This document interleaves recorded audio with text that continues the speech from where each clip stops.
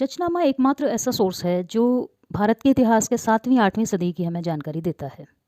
Indian subcontinent के north west यानी सिंध के विषय में जानने के लिए ये एक बहुत इंपॉर्टेंट बुक है जिसको अरबी भाषा में काजी इस्माइल ने लिखा है, जिसे फ़तहनामाए सिंध और तारीख अल हिंद व सिंध भी कहा जाता है, जिसमें सिंध के ब्राह्मण राजा चच और उसके राजवंश और अरबों के इन्वेजन के बारे में महत्वपूर्ण जानकारियाँ मिलती हैं।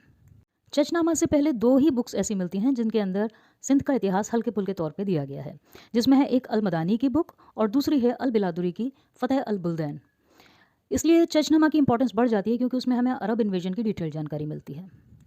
ये अरबी भाषा की ओरिजिनल बुक तो उपलब्ध नहीं है, लेकिन 1226 में फ़ारसी में इसका किया गया अनुवाद जो कि अली कूफ़ी ने किया था वो अभी उपलब्ध है। अली कूफ़ी ने इसका जो अनुवाद है वो उच्छ में किया था, जो उस समय सिंध की राजधानी थी, और अगर वर्तमान में हम देखें तो ये कराची पोर्ट के 70 किलोमीटर नॉर्थ में ये जगह अभी है, और इसमें 680 से लेकर 712 तक का सिंध का इतिहास डिटेल में दिया हुआ है।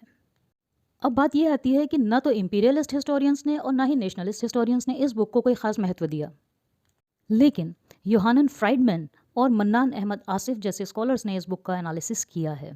उनके अनुसार सिंध की व्यापक जानकारी 7वीं-8वीं सदी की हमें इस बुक से मिल जाती है। उनके अनुसार इसके अंदर वहाँ की सरकार, उसकी नीतियाँ, अरबों का इन्वेजन, इन सब के बारे में डिटेल्ड इन्फॉर्मेशन है। इसके अंदर चच बिन सिलाइज नाम के एक ब्राह्मण की कहानी है जो वहाँ के राजा का प्राइम मिनिस्टर था, लेकिन राजा के मरने के बाद कैसे वो रानी की हेल्प से सत्ता में आया और सिंध का राजा बना।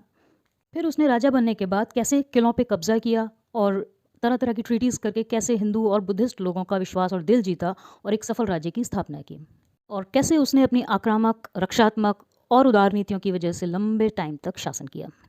उसके बाद उसके दो बेटों दाहिर और दाहर सरिया, इनमें वॉर ऑफ सक्सेशन होता है, जिसमें दाहिर जीत के और राजा बन जाता है। और दाहिर वही राजा है जिसने अरब के रेबेलियंस को, समुद्री डाकुओं को और जो युद्ध के सरदार थे उनको स्वागत किया और अपने यहाँ शरण दी, जिसके कारण इराक का जो शासक है वो नाराज़ हो जाता है, भड़क जाता है, जिसकी वजह से ईरान के शासक ने 711 में मोहम्मद बिन कासिम को सिंध पर आक्रमण करने के लिए भेजा। और इस समय तक कासिम मकरान, दाबुल और नैरून जैसे जगहों को पहले ही अपने कब्जे में ले चुका था। फिर सिंधु नदी के तट पर कासिम और दाहिर की सेनाओं में युद्ध होता है, जिसमें दाहिर की सेना हार जाती है और कासिम अरोर, ब्राह्मणाबाद और मुल्तान इन पर कब्जा कर लेता है। लेकिन कुछ समय बाद बगदाद का खलीफा कासिम को मारने का आदेश देता है। उसके ऊपर आरोप था कि उसने दाहिर की बेटियों का सेक्सुअल हरेसमेंट किया है। इसके अलावा फ्राइडमैन और आसिफ दोनों ही का कहना यह है कि इसके जो लास्ट पार्ट यानी अंतिम भाग के अंदर आवश्यक जो राजनीतिक सिद्धांत हैं उनके बारे में भी चर्चा की गई है।